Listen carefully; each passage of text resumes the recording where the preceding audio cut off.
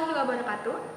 Perkenalkan, saya Ananisa Ilma sebagai Adiutores Anatomium 2019. Sekarang kita akan membahas mengenai sistema digestivus. Di dalam pembahasan kali ini kita akan membahas organ-organ yang menyusun sistema digestivus, mulai dari oris hingga ke anus. Bisa kita mulai saja? Yang pertama adalah oris, sebagai organ pertama yang dilalui oleh makanan. Oris terdiri dari berbagai struktur. Yang bisa kita lihat di sini terdapat labium oris atau bibir, lalu ada cavum oris atau ruangan yang berada di dalam oris, lalu terdapat juga dentes atau gigi. Di dalam cavum oris akan terjadi pencernaan mekanis. Selanjutnya, di dalam cavum oris terdapat lingua atau lidah. Pada struktur lidah ini, kita dapat melihat berbagai struktur lainnya seperti ada papilla fungiformis, papilla circumvallata, tonsilla palatina, dan tonsilla lingualis. Di dalam cavum oris akan terjadi pencernaan mekanis sehingga makanan menjadi bolus. Lalu bolus akan didorong ke belakang oleh lingua, sehingga bolus akan memasuki faring. Selanjutnya, bolus akan disalurkan ke bawah ke dalam esofagus. Di sini terdapat struktur epiglotis. Saat lingua mendorong bolus ke belakang ke dalam faring, epiglotis akan menutup sehingga memastikan bolus masuk ke dalam esofagus dan tidak ke dalam trakea. Selanjutnya, terdapat struktur esofagus. Esofagus merupakan struktur yang berbentuk seperti saluran yang tersusun atas lapisan-lapisan otot. Di sini bolus akan dialirkan ke bawah ke dalam gaster dengan cara gerakan peristaltik. Selanjutnya, bolus akan memasuki gaster dari esofagus.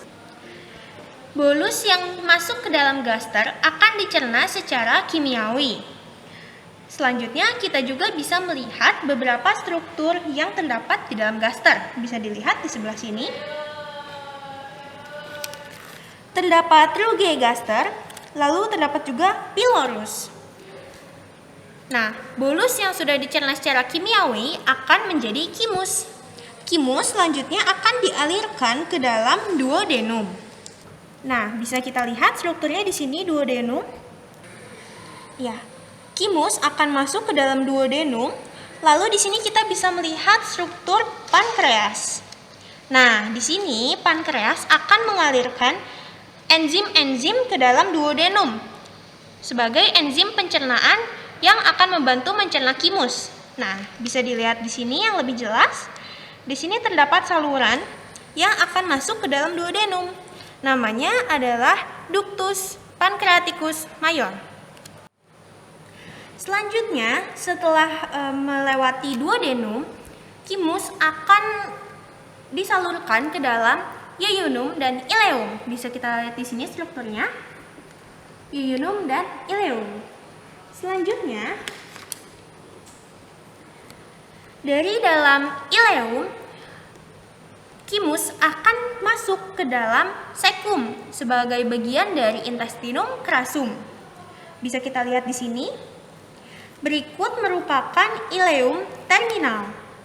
Makanan akan masuk ke dalam cecum melalui valvula ileocecal. Nah, berikut merupakan ileum terminal dan berikut adalah cecum. Jika kita buka di sini, terdapat valvula ileocecal yang menjadi tempat masuknya kimus dari ileum terminal ke dalam cecum. Selanjutnya, setelah masuk ke dalam cecum, makanan akan dicerna oleh kolon. Di dalam kolon akan terjadi penyerapan cairan berlebih. Kimus akan bergerak ke atas melalui kolon ascendens, lalu kolon transversum, kolon descendens, dan kolon sigmoid. Ya, bisa kita lihat lebih jelas pada manekin. Berikut merupakan kolon ascendens, lalu kolon transversum, kolon descendens, dan kolon sigmoid. yang terus mengalir ke belakang ke arah rektum. Selanjutnya berikut merupakan rektum. Di rektum terdapat struktur pelebaran yang bisa kita lihat di sini, yang kita sebut sebagai ampula rekti. Selanjutnya terdapat kanalis analis dan anus yang merupakan akhir dari saluran digestivus. Selanjutnya memasuki organ-organ yang mendukung sistem digestivus. Yang pertama bisa kita lihat di sini adalah kelenjar-kelenjar saliva. Yang pertama kita ada kelenjar atau glandula parotis, lalu terdapat glandula sublingualis dan glandula submandibularis. Ketiga glandula ini akan menghasilkan saliva yang membantu pencernaan mekanis di dalam kafum oris. Selanjutnya adalah organ hepan dan vesika biliaris. Bisa kita lihat di manekin ini. Yang pertama adalah vesika biliaris yang terdapat di bagian inferior dari hepar. Vesika biliaris ini berfungsi untuk menampung dan mengkonsentrasikan garam empedu yang dihasilkan oleh hepar. Selanjutnya berikut merupakan hepar, organ terbesar yang terdapat di dalam tubuh manusia. Hepar ini memiliki banyak fungsi. Salah satunya adalah melakukan detoksifikasi pada zat-zat yang terdapat di dalam tubuh manusia. Sekian pembelajaran sistema digestivum pada hari ini. Selebihnya silakan teman-teman untuk mempelajari lebih lanjut di media-media pembelajaran yang kalian miliki, dan semangat belajar. Wassalamualaikum warahmatullahi wabarakatuh.